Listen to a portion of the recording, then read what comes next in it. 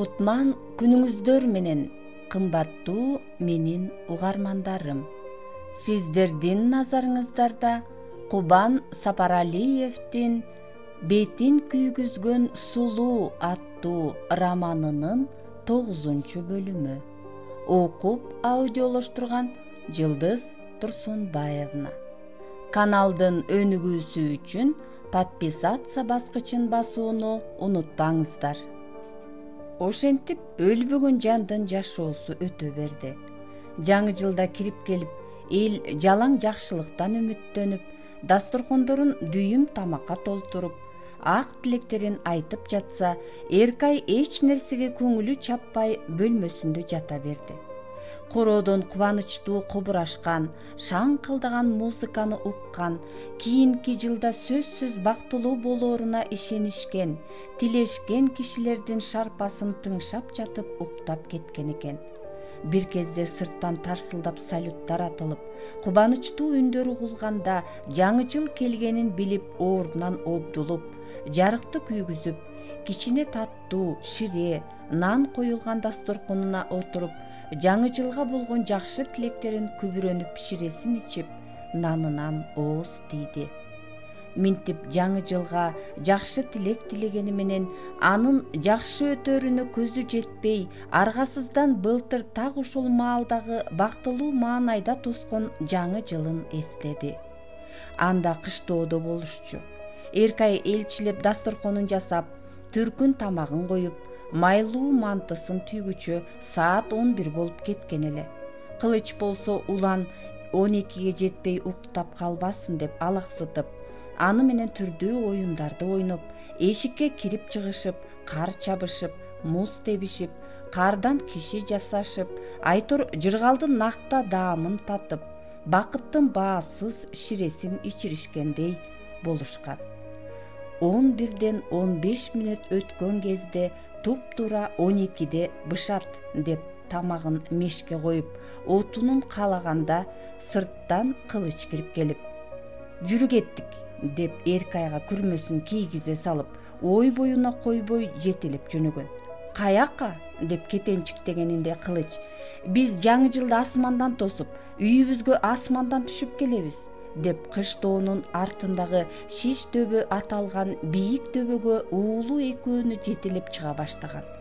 Алибеттүү, күчтүү Кылыч орто жолдон баспай калган уланды көтөрүп, өзүн дегдеңдете жетелеп алып, тайгаланганына карабай күшүлдөп бышылдап Шиш дөбөнүн чокусуна чыгып барганда 12ге 15 мүнөт калыптыр. Ай сүттөй жарык тийип, ак кар баскан айлана бир укмуштай ажайып кооз болуп турган экен. Үчөө бул көрккө арбалыша бир азга ден дароо болгондой туруп калышкан. Анан Кылыч ички кубанычы менен толкундоосуна кардыга да, ойлуу да сөз баштаган. «Алтындарым, карачы мына бул ажайып дүйнөнү. Ушул дүйнөдө телегей тегиз боло жашап жаткан биз бактылуу эмей ким бактылуу? Ушунубуз кут болсун. Үйүбүздө дайым жакшылыктар болуп турсун. Жаңы жылыбыз жакшы жылдардан болсун. Кана анда, азыр баарыбыз бирдей, биз бактылуубуз деп кыйкырабыз. 1, 2, 3 дегенинде үчөө бирдей биз бактылуубуз деп кыйкырышкан. Дагы кыйкырышкан. Азыр ойлосо айланадагы жаман күчтөрдүн көзү алардын бактысына тийип, суктары өтүп кеткен окшойт. Ошондо неге биз бактылуубуз деп эле кыйкырышты экен? Эгер биз бактылуу болобуз деп кыйкырышса, жанагындай кырсык кыйгач өтүп, азыр да ошол бийик дөбөдө үй бүлөсү түгөл бойдон жаңы жыл тосуп жатмак беле. Анан Кылыч, «Биз азыр үйүбүзгө асмандан түшүп барабыз» деп коюнунан кадимки салафан жалтырак кагазын сууруп чыгып, жерге төшөп, ортого уланды алып, кучакташкан бойдон салафандын баардык учтарын бириктирип, чогуу ылдый сыйгаланып жөнөшкөн. Эркай ошондо биринчи көрүшү, муз тебүүнүн мындай түрүн. Жалтырак кагаз жумшак, тайгалак карда жөн эле чанадан маскара сыйгаланып, ылдыйышта алып учуп жөнөйт тура. Ошентип үчөө бийик чокудан ылдый корккондорунан, кубанычтарынан, ырахаттангандарынан улам кыйкырган бойдон, зуулдаган бойдон үйгө түшүп келишкен. Көрсө кылыч минтип бала кезинде далай жолу жылгаяк тепкен тура. Анан жаңы жыл алдында ошону эстей калып, ал түндү унутулгус кылган экен. Эми эч качан андагыдай болуп, чогуу чаран үй бүлөсү менен бактылуу, ажайып жаңы жылды тоспойт Эркай.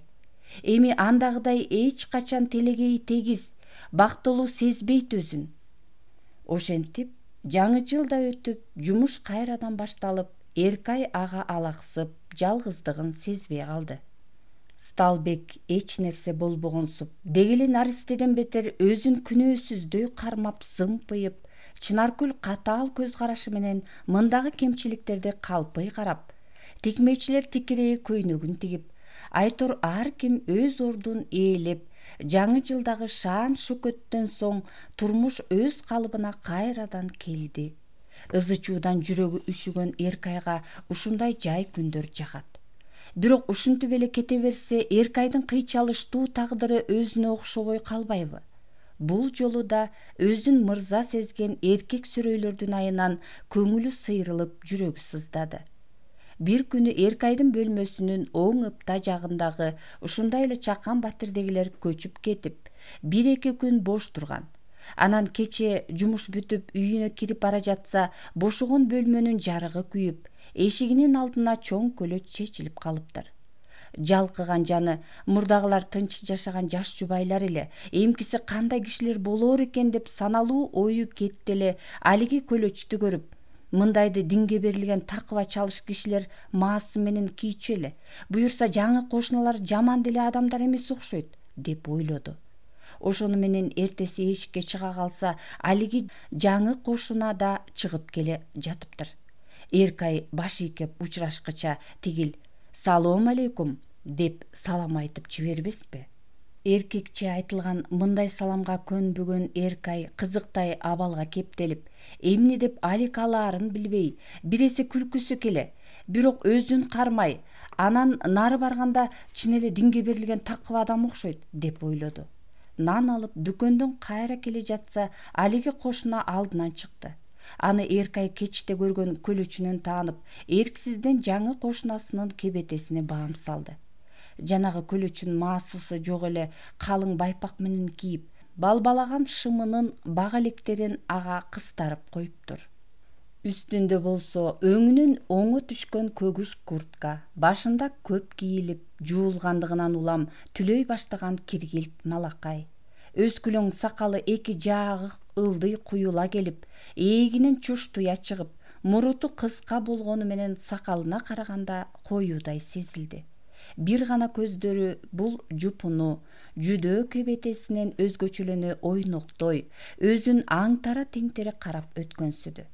Жаңы кошунасынын бул кебетесинен улам бул бир кудайдын момуну, же өз боюнан өзү ак чаяган зыккын бирөө деген ойго кеткен Эркай андан өзү күткөн такыбалыкты таппаганына өкүнө түштү. Ошентип жашап жүрдү тиги киши. Бара-бара анын тигиндей башкача жүдөө кебетесине көнүп деле калгансыды. Эрте кетип, кечте келген, бар жогу көп билинбеген, эч кимге зыяны жоктой сезилген, бул кишинин насыбай атмай жаман адаты бар экенин эшиктин алдында чычкандын богундай болуп жайнап калчу майда тоголокчолордон байкаган эле. Ушундан улам бир жолу «Байке, насыбайыңызды эшиктин алдына түкүрбөңүзчү» деп эскерткени да бар. Мындай саламдан башка мамилеси жок бул кошуна жакшынакай кечтердин биринде капыл-тапылдан эле Эркайдыкына кирип келбеспи? Чочуп кеткен Эркай аргасыздан сыр алдырбай «Келиңиз, келиңиз» деп жиберди. «Келдим, сиз менен бир чайлашайын деп эле» деп коюнунан токочу нанды сууруп дасторкон үстүнө койбоспу? Чунак киши нан дегенди баштыкка уруп туруп, анан коюнуна катпайбы? Деп чынында эле бул нандан Эркай жийиркене түшүп, чай койгону турду эле тигил алып келгенин майда-майда сындырып үстөл ортосуна жылдырды. чай ичкиче өзүн мытал деп тааныштырган тиги аркы берки майда сөздөрдөн сүйлөп, көбүнчө Эркайдын кайдан экенин, каякта иштегенин, канча иштеп табаарынан бери сураштырып отурду. Чайды шекер салбастан ысык ууртап, шоркуратып ичет экен. Ала келген токочунун көбүн өзү жеп, Эркайдын андан жийиркене түшкөнүн билбей, нандан алсаң деп алдына жылдырып отурду. Мытал чайын ичип бүтүп, рахматын айтып, бата кылып тура бергенде: «Байке, мен нан жебейм, бөөдө ысырап болбосун, өзүңүз эле жеп койбойсузбу?» деп калган каткан нанын баштыкка чогултуп салып сунду эле тигил. «Кап, сага алып келбедим беле. Мейли эми, эртең менен чай ичип коеюн» деп чыга жөнөдү. Турган турпатынан эле майдачылыгы менен зыкымдыгы көрүнүп турган бул киши жөн жерден кирбегендигин болгулгун Эркай ал сөз айтпас экен деп тилеп да жиберди. Жөн жерден кооптонбоптур. Ошондон кийин Мытал эртелиге жолугуша калганда жакшылап учурашып, аркы беркини сүйлөшүп, кээде үйүнө кире да калчу болду. Мындай кишилерден итиркейи бар Эркай эми андан кантип кутуларды билбей калды. Ошондой күндөрдүн биринде Мытал жумуштан чыккан Эркайдын үстүнө капыл-тапылдан кирип келип, жадырап жайнап салам айтып, колундагы тортун үстөл үстүнө койду. Көтөрө келген тигил кымбатыраак тортунан улам алынган сакалынан, тазара түшкөн көйнөгүнөн сөз айтканы келгенин дароо сезген Эркай азыр эле кубалап чыгайын деди. Бирок эмне дээр экен деп сабыр кылып отурду. «Эркин, мына Кудай буйруп жакын кошуналардан болуп бири-бирибизди жакшы эле билип калгансыдык.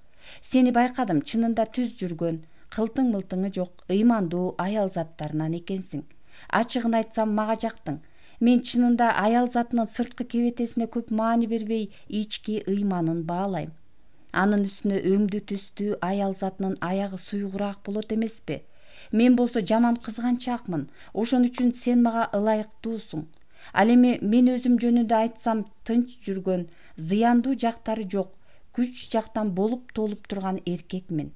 Аял багып кетүүгө кудуретим жетет» деп шыр эле айтчу сөзүн тартынбай айтып келгенде кыжырын араң басып отурган Эркай дагы да сабыр этип: «Анан дагы?» деп койду. «Анан ошол, өзүң байкагандай сенин колуңду сурайм. Байкасам сенин жолуң боло бербеген окшойт. Меники дагы ошондой. Ошол үчүн эки бакыр бир тукур болуп биригип алсак жашоо да жеңилдей түшмөк. Мен тачка түртсөм да күнүгө 1000 сомдон кем таппайм. Сеникин күнүмдүккө жумшап, меникин чогултсак бат эле жер сатып алат элек. Анан үйгө аракет кылмакпыз» деп келип тынымга унчукпай калды да, көтөрүңкү үндө сөзүнүн ыргагын тездете да: «Эркин, мендей кишилер көрүнгөнгө эле мындай сунуш кылбайт. Сендей жаш өтө түшкөн аял заты тургай жаш сулуу кыздар эрге тие албай жүрүшөт. Андыктан шагымды сындырбайсың го деп ойлойм. Жакшылап ойлон. Ал эми мына бул таттууну экөөбүздүн кийинки жашообуз ушундай ширин болсун деп акчанын көзүнө карабай туруп алып келдим» деп торттун жибин чечип, үстүңкү капкагын ача бергенде Эркай чыдабай калды. «Жогол жүдөгөн эшек, менден айланып кет» деп тигинин бетинен апчыгыча түртүп, торту ала калып башына кийгизди эле тигил бул күтүүсүздүктөн чалкасынан кете жаздап, агала баш боло эптеп эки аягын сүйрөй эшикке бет алды. Эркекче сөгүнүп, долу катынга теңелгиси келбеген түр көрсөткөнгө жарабай, бүжүрөгөн тигиге ого бетер жини келди. Эгер эле кичине сес көргөзүп, каршылык кылып тап берип койгонунда Эркайдын мизи дароо кайтарылып, бурчка корголой калмак. Мыталдын ага эрки жетпеди. Аны ушинтип кубаларын кубалап чыкканы менен кайра өкүнө түштү Эркай. Кайсы күнөөсү үчүн байкушту кордоп кубалап чыктым.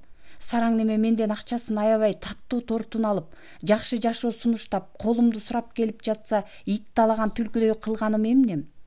Ал Сталбекче аңгиленбей, эркекче келип колумду сурады го. Шагын сындырып какпай эле «жок болбойт» деп үмүтүн өчүрүп акырын чыгарып койбойт белем деген сыяктуу өкүнүчтүү ойго кептелип, өзүнүн жанагыл долу катындыкындай жоругуна өзү түшүнө албай турду. Бирок Эркай минтпей кое алмак эмес. Анткени аны турмуш ийлеп бышырып, мерезине тарттырып, кайгыга чыдам кайгылып, көз жашын кургатып койгон болчу. Ошондуктан ал азыр ыйлаган жок. Тигил неме дубалдын аркы жагынан өзүнүн ыйлап жатканын, алсыздыгын билсе эле жанагыл ызасы үчүн кайра кирип келип өч алчудай сезилди. Анын жакшы тилек менен келген немени долуланып кууп чыкканынын себеби бир кезде кылычтай курч, кыраан жигиттин назик жары болгон жаны ушул мытал аттуу курт терген күйкөдөй күйпөлөктөгөн жүдөмүш немеге күнү түшкөнүнө ызаланды, арданды, жинденди. Же болбосо жакында эле артынан жүгүргөн топ эркектин кимиси болбосун ушундан төөчөлүк өйдө эмес беле? Ошолордун аңгиликтеринен, зөөкүрлүктөрүнөн качып, жөн жай жашоо үчүн сулуулугун курмандыкка чалып, бетин күйгүзүп тапканы ушул болдубу? Ошолордун бирине эле багынып берип койсо, мындай жашоого кабылбай, турмушун оңдоп албайт беле? Карылыгына карабай качеке сүйүүсүн билдирип, керек болсо үй алып берем дегенге чейин барбады беле? Талант Жубарымбекчи, ага кичине эле үмүт берсе бүт жаштыгын арнап, өзүн багыш үчүн башы менен жер казмак. Чынтемир менен Бердибекчи, колунда байлыгы, бийлиги бар булар Эркайдын жашоосун майкөл, сүткөл кылып жиберишмек. Булардын бир гана айыбы Эркайдын жан дүйнөсү менен эсептешпей, кайгысын бөлүшпөй, жүрөгүн багынткандын ордуна толкусун багынтып, төшөккө басып жыгылышка шашылышты. Алар кичине эле сабырдуу, күйүмдүү сыр билги болушкандарында, бири-биринен кызганышпагандарында Эркайдын жүрөгү деле таш эмес эле да. Капыстан жолуга калып, кыйынчылыкта бир тууганындай каралашкан токого ичи жылып, жүрөгү элжиреп, өз байкеси сыяктуу сезип калды го.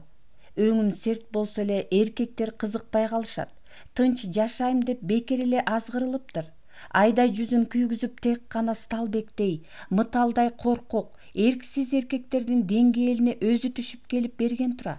Болбосо мурдагы сулуулугу, менменсинип турган турпаты, анча-мынчаны жүрөксүнтүп, өзүнө ишенген тың эркектер гана даап келе алчу тура жанына. Муну өткөндө Сталбек зордуктай жаздап, азыр мытал жүдөмүш сөз айтканда гана түшүнүп отурат. Түшүнгөндө эмне? Эми баары кеч болуп калды да. Кайран гана сулуулугу, күзгүдөй тунук бети эми тырык, күйүк болуп, адамдын суктануусун эмес аюусун, жипкирүүсүн чакырып калды. Эми андагыдай калыбына келиши үчүн энеден кайра туулушу керек. Андай мүмкүнчүлүк эми эч качан келбейт. Көрсө бүт аялдар сулуулукка жан талашып жете албай жүрсө, өзү аны кесир кылып, артынан чуркаган эркектердин кусуру тийген экен. Ушуну дагы да ой элегинен өткөргөн соң, көкүрөгүндө бугуп жаткан күйүтү алкымына тээп келди. Бирок Эркай ал ызасын артка жутту. Ыйлабайм, деди тиштенип. Анткени жоготкон сулуулугун, оордун ал күчтүү эрк менен толуктагысы келип калган. Ал эми көз жаш алсыздыктын белгиси болчу. Ушул катаал турмушту жеңиш үчүн күчтүү боло алар бекен Эркай? Кайрадан бирөңчө күндөр өтө баштады. Бара-бара бул жашоо деле зериктирди Эркайды. Өмүр сүрбөй эле күн өткөрмөй жашоого алымсына бербеди. Бирок айла жок болгону менен азырынча бул туңгуюктан чыгыш үчүн кандайдыр бир жол болушу керек эле.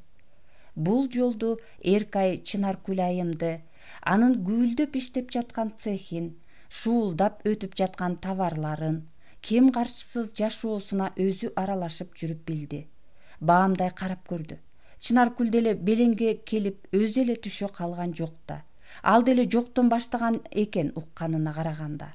Эки баласы менен эри таштап кеткенде кандайдыр турмуштан эрик таап, жан аябай иштеп жүрүп ушуга жеткен экен. Ага караганда Эркайдын колунда баласы жок. Иштесе болот. Чынаркүлдүн өзүнө, бизнесине суктанган Эркай өзү дагы ушундай цех ачып иштетсем деген ой кыялга арбала баштады. Эгер ушундай ыргак менен иштеп, тапканын чып-чыргасын коротпой чогултуп жүрүп отурса, 6-7 айда 4 тигүүчү машинасы, оверлок, үтүк деген шаймандары шайма-шай, чакан цех ачса болот экен.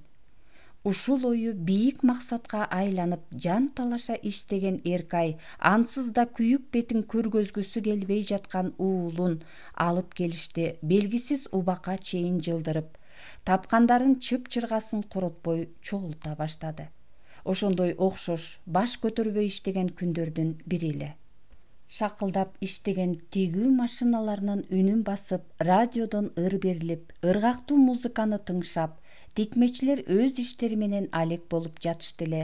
Аңгыча дайынсыз жоголгондорго издөө салган «Издейм сени» деген берүү башталып, Эркай ошол үйдөн чыгып кетип, эч дайынсыз жоголгон тагдырларга шыпшынып, алардын эмне болгондугун бир өздөрү, бир эле Кудай билбесе, башка эч ким билбестигин ойлоп иштеп жатты эле. Аңгыча диктордун Бакбергенова Айсалкын эже Аяш кызы Асекова Эркайымды издейт деген үнү цехти жаңыртып, артынан Айсалкын Аяш апасынын «Мен Бакбергенова Айсалкын Аяш кызым Эркайымга издөө салам. Ал өткөн жылдын 28 ноябрында Бишкекте ижаралаган батиринен көчүп чыгып кеткен бойдон дайынсыз болуп жатат. Айланайын Эркай, сен мени угуп жатсаң, мени менен байланыш же үйгө кел. Сени зарыл жумуштар күтүп жатат, дебеспи?» Мунун укканда чочуп кетип, Айсалкын Аяш апасы менен байланышып койбогонуна уяла да түштү Эркай. Телефон чалайын деди. Бирок радиодон берилген номурду чала угуп калып, кечинде өзү эле үйүнө бармай болду. Ошентип иңир кире тааныш эшиктин алдында болуп тыкылдатты. «Ким?» деген Айсалкын Аяш апасынын жумшак үнү угулганда, «Мен Аяш апа, Эркай», деди эреркей түшкөн анын үнү каргылдана. «Эркай!» деген кыйкырыкка аралаш эшик шарт ачылып, кучагын жайган аялга Эркай бет келише түшүп, экөө кучакташып калышты. «Айланайын, Аксарбашыл Баабедин, бар экенсиң кызым, бар экенсиң», деп анан «Токтой тур», деп ишарат кыла үйгө чуркап кирип кетип, чыныга суу алып чыгып, башынан 3 айландырып, нары көмкөрүп, анан үйгө жетеледи. «Айланайын, эмне болсо да келдиң», деп сүйлөнгөн Айсалкын жарыкка киргенде Эркайдын бетин көрүп бакырып жиберди. «О, Кудай-ай, бетиңе эмне болгон? Ким сени минтти? Күйүп калганго? Айдай кыз элең го. Ким сени минтти? Жөн эле өлүп берейин колуна», деп ызырынды күйүп быша. «Эч ким күйгүзгөн жок, өзүм күйгүздүм». «Кандайча өзүң күйгүзөсүң? Коркпой эле айт, ким болсо дагы. Жөн эле жанын сууруп алайын». «Жок, өзүм эле күйгүздүм». «Өзүнүн бетин өзү да күйгүзөт бекен? Эркектерден тажап», деп Эркай болгону болгондой айтып берди эле. Аяш апасы дале ишене бербей, түшүнө бербей: «Я Айланайын, анан түз эле мага жөнөбөйт белең? Же сенин көңүлүңдү калтырдым беле?» «Жок, жөн эле сиздин тынчыңызды албайын дедим. Менин тынчым эмнеге кетмегиле? Анан 2 ай бою мени издетип, сана аркатып, каякта жүрдүң?» «Бетим күйүп ооруканада жаттым. Анан эл катары эле тигүүчү болуп цехте иштеп, ошол эле жерде жашап жүрдүм». «Эркай, сенде сана жок турбайбы? А менин сени издебеген жерим калбады. Аз болсо өлүкканаларды кыдырайын дегем». «Коюңузчу, анын бетин ары кылсын. Жоголуп кеткеним үчүн кечирип коюңуз». «Дагы жакшы, айылыңа издеп барсам, кээде уулуңа чалып калат дешти. Телефон номурун бербейсиңерби десем, сен эч кимге бербегиле дегенсиңби, же чын эле ар кайсы номер менен чыгасыңбы, бере албай коюшту. Анан айла кеткенде телеге, гезит, радиолорго берип издөө салсам да табылбадың. Эми эмне кыларды билбей калган болчумун». «Жарыктык десе, анча эмне издедиңиз? Эч бир дымың билинбей дайынсыз кетсең санаркадым да. Анын үстүнө сен иштечү чоң жумуш чыкты. Кандай жумуш? Аны шашпай айтып берем. Кел азыр жай отуруп тамак ичеличи», деп даяр болуп калган кечки тамагын чыгарып келип, экөө унчукпай тамактанышкан соң Айсалкын олуттуу тарта сөз баштады. «Эркай, сен аткарчу бир чоң иш бар. Жашым өтүп калган. Мен аны бүтүрө алчу да эмесмин. Ошон үчүн сенден башка киши ылайыктай албай 2 айдан бери сени издеп жатпаймынбы?» «Кандай иш? Мен гана аткара алчу. Бул жерде чоң акча бар. Андыктан өз киши гана иштеш керек. А балдарыңызчы? Аларды буга аралаштыргым келбейт. Анын үстүнө балдарымдын өз жумуштары бар. Анан мындай, башынан баштап айтсам, Менин бир Орусияда Толик деген тууганым чоң кызматта иштейт. Анын биякта тээ илгери эле сатып алып койгон чоң быт комбинаты бар болчу. Болчу деп коем да, азыр деле бар. Ошону Толиктин карындашы Соня карап ишин жүргүзүп жүрчү. 3 айдай мурда Сонянын көзү өтүп кетип, Толик ошондо Орусиядан келип, кой десем болбой быт комбинатты мага иштетесиң деп тапшырып кеткен. Кайсы быт комбинатты? Баягы мен иштеп кеткенби? Деди Эркай тааныш аттарды укканда боолгул ойго алып. Ооба, кадимки Карамат тигүү цехин иштеткен быт комбинат. Ой, Аяш апа, аякты көрөйүн деген көзүм жок. Барбайм, башка эле киши алыңыз. Барасың. Барганда да алардын үстүнөн караган чоң болуп барасың. Ким экениңди көргөзөсүң. Анан сага алар бирдеме деп эле көрүшсүн. Куулуп кеткен мени кабыл алышар бекен? Алар сен эмес, сен аларды кабыл аласың. Кылтыңдашчу болсо, цехти бошотуп кой деп сөөмөй кезейсиң, керек болсо. Мен анта албайм го. Аякты иштетип кетишке билимим, тажрыйбам болбосо же. Анын эмне кыйынчылыгы бар? Өзүңө тың болсоң, изденип тырышып иштесең эле болду. Аяш апа, мен ада Эркайым эмесмин, Эркинаймын деп барайын айка. Кебетемдеги өзгөрүп калды. Туура. Анан мен сени эртең ушундай бир кийинтип жасантам дейсиң, тим эле депутат айымды көргөндөй болушат. Кой, көп чыгым болбой эле коюңуз. Мен чыгым болмок белем. Толиктин акчасын сарптайбыз да. Ал быт комбинаттын иштеп кетиши үчүн акчаны эч качан аябагыла деген. Ал эми аны сен иштеткени жатпайсыңбы? Ошентсе деле, шүмүрөйүп турсаң эч кимиси тоготпой коет. Тыккан, таза кийинип тыкылдап турсаң баардыгы сестенишет, сыйлашат. Мейли анда. Ал күнү сүйлөшүп отура берип, түнү бир убакта жатышса да, эрте туруп дүкөн кыдырып жөнөштү. Классикалык үлгүдөгү кийимдин 3 сыйрасын жактырып алышкандан кийин Эркайдын чачын жасалгалатышты. Кыскасы өзүн минтип иретке келтирген соң кечке жуук такси айдатып барып Эркайдын азганактай оокаттарын көчүрүп келишти. Ошентип ат баспайм деген жолун 10 басат дегендей Эркайдын жолу айланып келип, мындан 3 айдай мурда өзүн ит менен кубалаткандай качып кеткен быт комбинат аттуу жайга кайра алып келди.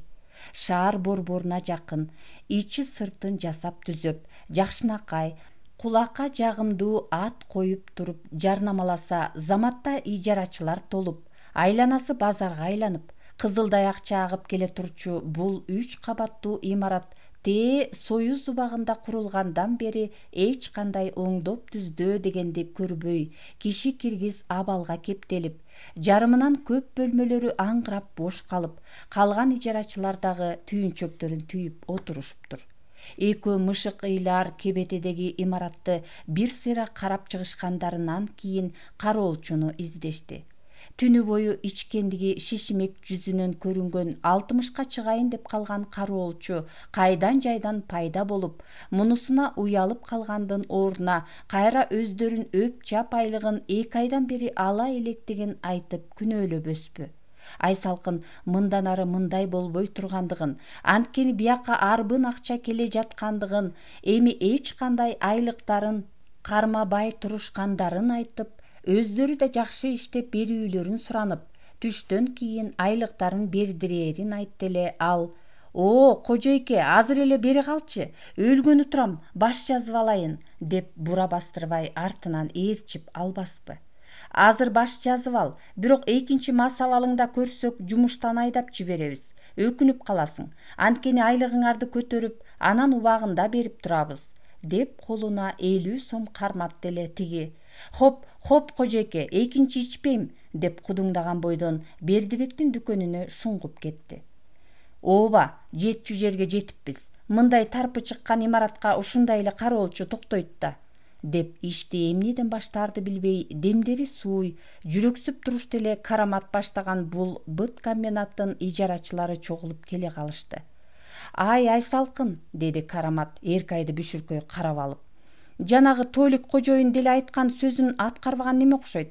Баягыда келгенинде жөн эле быт комбинаты таанылгыс кылам, оңдотом, жыргатам деди эле, анын бири да жокко. Өзүң да раматлык Сонядан бешбетер жоопкерчиликсиз, шалаак экенсиң. Иштегенге мүмкүн болбой калды, сасыктан, жок дегенде ажаткананы оңдотуп койчу, деп таптакыр эле жадап бүткөн жаны чындап ачууланды. Силерге айтып эле жүрөм го, сөзсүз оңдотобуз деп. Буга миллиондогон акчалар кетет экен. Аны кармап иштеткенге да өздөй киши керек экен. Мына эми тойлук ишенген Эркинай бүгүндөн баштап ушул ишке чегерилип иштей баштады, деп Эркайды ижарачылар менен тааныштыра кетти. Зыңкыя кийинип, бетиндеги тырыктары ого бетер улуу да сүрдүү да көрүнткөн Эркайга эч кимиси батына албай, сөз сизде дегендей суроолу карашты. Менин аты жөнүм Эркинай Раимовна. Бүгүндөн баштап ушул силердин быт комбинатты оңдотуп түздөтүп чыгуу милдетин моюнума алдым. Ооба, имарат мышык ыйлаар кебетесине келип калыптыр. Муну түп тамырынан оңдоп жаңыртып чыгууга биздин акчабыз да, эркибиз дагы жетет. Каалоо тилек сунуштарыңар болсо айта бергиле, деп эч сыр алдырбай, алдындагы бир чекитти тиктеген бойдон мисирейип алып сүйлөдү эле.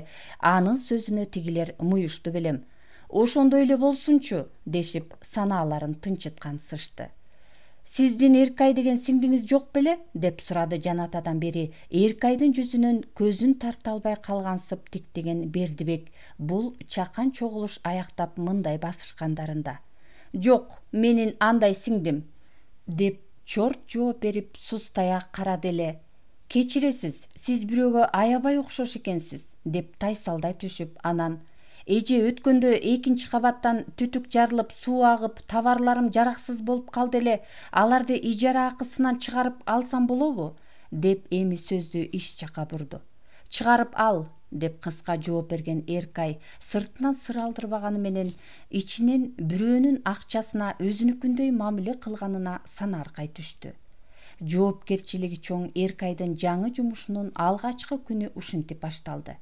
Ишти эмнеден башташ керек экени көрүнүп калгандан кийин жарнамалык гезит аркылуу табылган сантехниктердин бригадасынын бригадири менен имараттын бүт сантехникасын жаңыртып чыгууну сүйлөшүштү.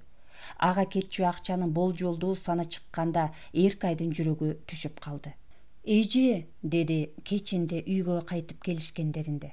Сантехникага эле ушунча кетип жатат, кожоюндун буга чач кирпиги чак келбейт го, деди Демис сууй. Өмүр бою тартыштыкта келе жаткан экөөбүзгө бул аябай көп көрүнөт. Ал эми тойлуктей кожоюндар үчүн мындай акча кеп эмес. Коркпой эле иштей бер. Негизгиси баягы көрбөгөндүн көргөнү курусун болуп, колуңа түшкөн бирөөнүн акчасын ысырап кылып, же өзүңө жумшап жиберип уятка калбагыдай бол. Анткени акчанын азгырыгы жаман. Тойлук кожоюн менен болсо жан эле сүйлөштүм. Сантехника менен бүт электр системасын жаңыртып чыкканга акчаны эртең эле котормой болду. Светин оңдогонго да акча салмай болдубу? Бүт электричествосын, жөнөкөй розеткадан трансформаторуна чейин. Анда иштесе болот экен. Иштей бер деп жатпаймынбы? Иштейм деп коесуң да алчу айлыгыңды сурабайсың. Же бекер иштейин дедиңби? Сурайын деп тартынып жаткам. Канча? 5000 эле болсочу, иштейсиңби? Мен чынында бул ишке аябай кызыгып калдым. Бекер иштесем да жанагы Карамат, Бердибек сыяктууларга быт комбинатты оңдоп туруп бир көрүнгүм келип жатат. Көрүнөсүң, көрүнгөндө да кандай көрүнөсүң. Айлыгыңды болсо 40 000 сом деп чектеди кожоюн. 40 000 сом? Ой, неге мынча көп? Бул жерде чоң акча бар. Эгер сен ачка болуп, же бир маселелериң чыгып турса, жакшы да иштей албайсың. Уурдашың да мүмкүн. Ошондуктан айлыгыңды жогору койду кожоюн. Рахмат, мен сизди уятка калтырбайм. Буюрса иш аяктаганда мен дагы Караматтай болуп өз тигүү цехимди ачып калат экенмин. Буюрса ачасың. Керек болсо ушул быт комбинаттын өзүнөн бир бөлмөнү ижаралайсың. Айтканыңыз келсин. Сизге рахмат ушундай жумуш таап бергениңизге. Зарыл бүбүнүн арбагы ыраазы болсун. Сага мен каралашпаганда ким каралашат? Рахмат, Аяш апа. Сизге Кудай кубат берсин, ыраазы болсун. Айтканындай эле эртеси күнү тойлук кожоюн жанагы суралган акчаны которуп, ишеними арткан Эркай билет түрүнө аянбастан ишке киришип кетти. Күпүлдөп иштеп баштаган электриктер менен сантехниктер бригадаларына Эркинай талапты катуу койду. Тез, сапаттуу, ысырапсыз иштегиле деп. Бир айга жетип жетпей бул иштер аяктады. Маданияттын башаты болгон ажаатканаларга жаңы унитаздар коюлуп, дубалдары кооз кафелдер менен капталды. Даты чыккан темир түтүктөр алынып салынып, заманбап желим түтүктөр коюлду. Быт комбинатты каптаган сасык жыт жоголду. Дээрлик бүт электр системасы оңдолуп, заманбап жабдыктар менен алмашылып, кичине эле күч келсе жалп өчүп, ишти үзгүлдүккө учураткан кездер болбой калды. Бул иштерге кеткен акчаны эсептей келгенде, болжолдогондон кыйла аз акча чыгымдалып, Эркайдын жүзү жарык болду. Эгер туура чыкса же жетпей калса, Эркайга кожоюн тарабынан ишенбөөчүлүк жаралып, кийинки иштерге залакасы тиймек. Андыктан кийинки бүт дубалдарын евро аттуу заманбап жасап түзөөлөргө, полдон шыпка чейинки кымбат баа оңдоолорго да Толик кожоюн оңбогондой акча которду. Куруучулар менен иштешип каныга түшкөн Эркай ишке билек түрүнө киришти.